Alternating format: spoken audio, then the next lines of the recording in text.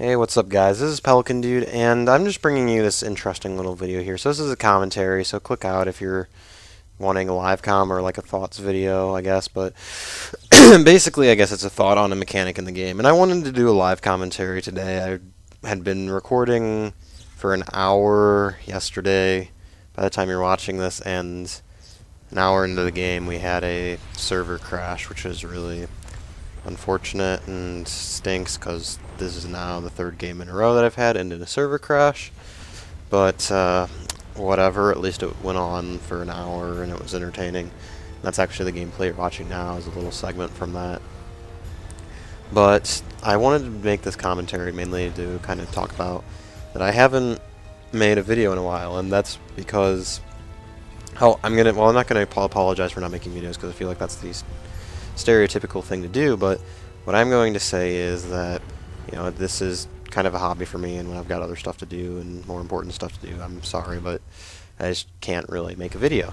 That being said, that's not the point of the commentary. The point of the commentary is to talk about teams and the way teams work in Planetary Annihilation. So, for those of you kind of interested, teams in Planetary Annihilation consist of usually one kind of faction, so to speak, and it's one color, if you want to think of it that way. Each team has a color. So in Planetary Annihilation we have this interesting turn of events where you have teams and alliances, and so far the alliances aren't actually in the game yet, but the teams are. And what teams are is you have any number from 1 to, I suppose, like 5 commanders on one team, and each commander belongs to a player. But the catch is that every player can control every single unit in that particular faction. So they can control every unit, including the other players' commanders, the other buildings the other players made, etc., etc. And I kind of want to talk about this and whether or not it's a good idea, it's a bad idea, advantages, disadvantages, etc. So first off, there's an obvious disadvantage, which if you have a troll, he can just self-destruct everyone on one team and cause them to lose the game, which is really stupid and annoying. But that doesn't really happen very often, thankfully. But it can be bad. So that's the first real big disadvantage. And then also, in my opinion, I feel like the more players you have on a team, the more confusing it gets. Like, you might have some plan and you're trying to execute it, and then someone else comes in and grabs your units and tries to use them for something else. So really, I feel like if you have a big team, you want it to be where you're in a Skype call or Google Hangout or something like that, so you can all coordinate together. But that being said, I actually think the team system works extremely well with only 2 players on a team, even if you're not communicating. I feel like at that point you can really keep track of which units are yours, which units belong to the other guy, and they all belong to you. But I mean, like, you kind of respect, like, oh, that guy made this base and this colony here, so I'm just going to let him kind of keep control of that. And so that's typically how it goes. And that's kind of nice. And then also, if your teammate leaves or has to leave, it's nice because then his units don't just die. They actually are given to you because you already had them in the first place. So, like, for instance, in this game, I got into the game and my teammate never did anything the whole time. He just left, I guess, or I don't know what happened to him. So basically I was just able to take control of his commander and start from scratch just like I normally would. And I don't know if I managed to kill one of the enemy factions pretty quickly on in the game. The other one, I'm not sure if both of them stayed throughout the whole thing or not, but there was at least one person on each faction the whole time.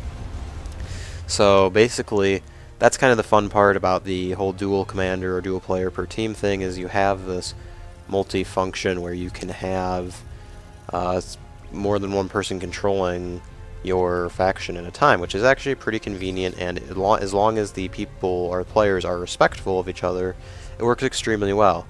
And then there's also, this really could tie in well in Galactic War. So Galactic War kind of has been tossed out there as being the game mode that might last exuberant amounts of time. You know, you might have a Galactic War that literally would be a 5 or 6 day game, and obviously no one's going to play Planetary Annihilation for 5 or 6 days straight, and if you do, then I apologize to you, and I'm very sorry. That being said, I could definitely see someone playing Planetary Annihilation for, you know, a couple hours out of the day. And so if you had a Galactic War where you have, we'll say, 6 or 7 commanders on a team, and then there's 40 players controlling that faction, then you have players switching out, in and out, in and out, and suddenly you're at this point where you're actually able to run the Galactic War pretty efficiently because you're able to log off and log back in, and there's always going to be a couple of guys controlling your faction for you, which is very, very nice. So that's one of the advantages this kind of system will be implementing, I'm assuming. So that's basically right now my general thoughts on it. Some, again, disadvantages, just to sum it up, are that you can have disrespectful players or trolls that come in and just annoy the crap out of you and cause your stuff to blow up. Advantages are teamwork can actually be done better. You can kind of have coordination go a lot easier because you can have one faction doing a couple different things at the same time, which allows for better expansion. You can have an economy player, and you can have the offensive player, and the player who's focused on getting to another planet, etc. So that's the kind of the cool thing that it brings into play. And then also the fact that if your teammates leave, you get all the units. Nothing bad happens other than they no longer are there to help you maybe micromanage some more stuff than you can do just on your own. So there we are. Those are my thoughts on the Planetary Annihilation teamwork system right now. I think it's pretty good. I'm going to continue making commentaries. I feel like that's my only real option right now with the way that the games have been going.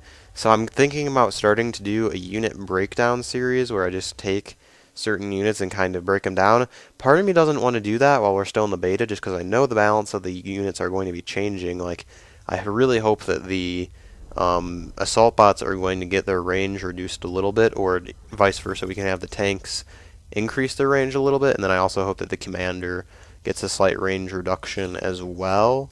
But that's basically it right now.